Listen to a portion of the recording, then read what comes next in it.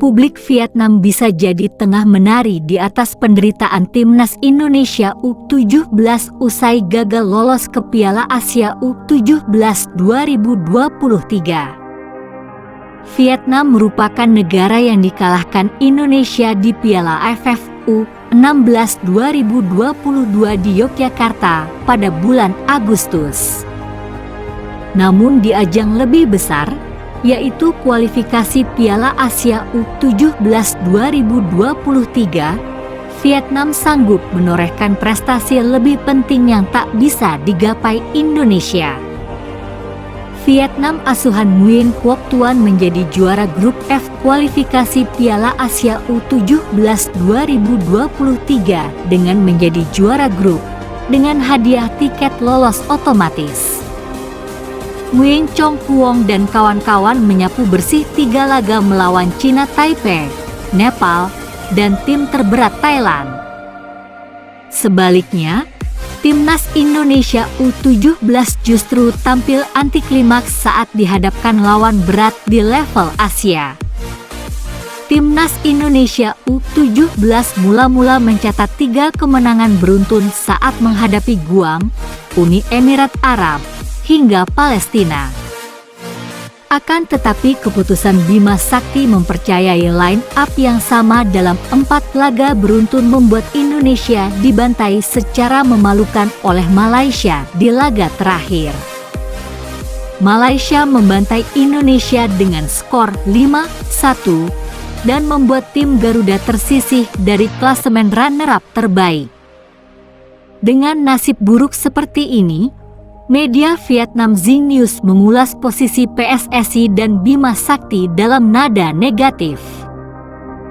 Kegagalan tim U17 menunjukkan terbatasnya Indonesia ketika pelatih domestik tidak bisa membuat perbedaan seperti pelatih asing, tulis Zing News.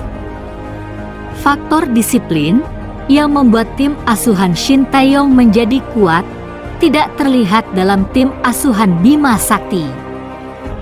Tak ketinggalan, Zing News juga mengkritik kelakuan PSSI yang mengumbar prestasi timnas Indonesia U17 meski cuma menjuarai trofi tingkat regional.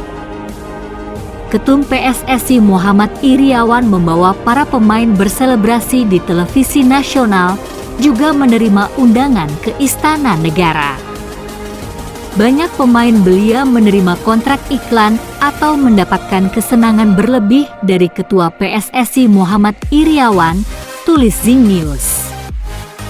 Sepak bola Indonesia mengalami perkembangan di seluruh level, tapi itu semua tidak cukup.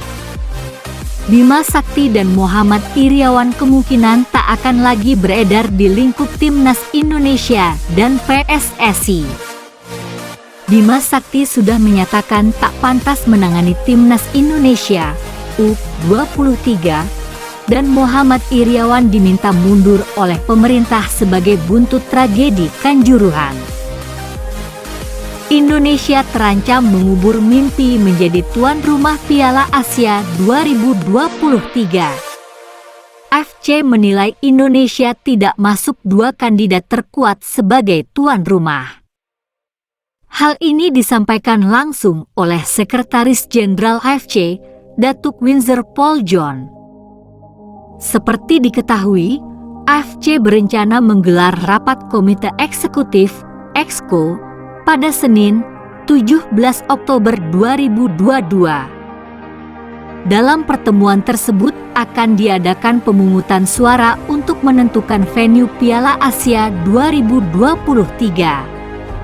Sebagai informasi, sejauh ini terdapat 3 kandidat yang berebut status tuan rumah Piala Asia 2023. Ketiganya adalah Indonesia, Qatar, dan Korea Selatan. Sebelumnya, Australia sempat mencalonkan diri namun akhirnya memutuskan mundur. Namun, Datuk Windsor Paul John menyebut saat ini hanya ada 2 negara yang menjadi pertimbangan dalam pertemuan nanti.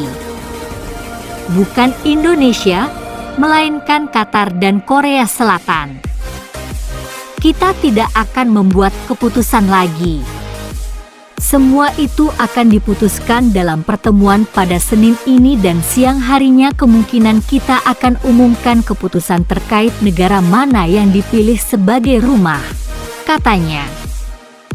Dia menambahkan, jika Qatar dipilih, gelaran Piala Asia tidak akan berlangsung pada tahun depan, sebaliknya bakal diadakan pada Januari 2024. Hal ini mengingat agenda padat Qatar yang juga menyelenggarakan Piala Dunia 2022 pada November mendatang.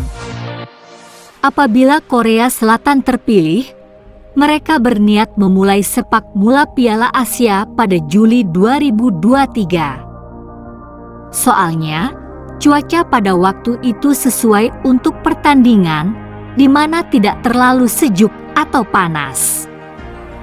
Tetapi jika Qatar dipilih, Piala Asia akan diadakan pada Januari 2024 karena waktu cuaca tidak panas, katanya. Di sisi lain, Indonesia saat ini kurang diunggulkan dalam pencalonan tuan rumah Piala Asia 2023. Hal ini menyusul terjadinya tragedi Kanjuruhan yang membuat segala agenda sepak bola tanah air terhenti. Meski Indonesia tidak dikenai sanksi FIFA, namun tragedi Kanjuruhan menjadi insiden mematikan terbesar kedua dalam sepak bola dunia.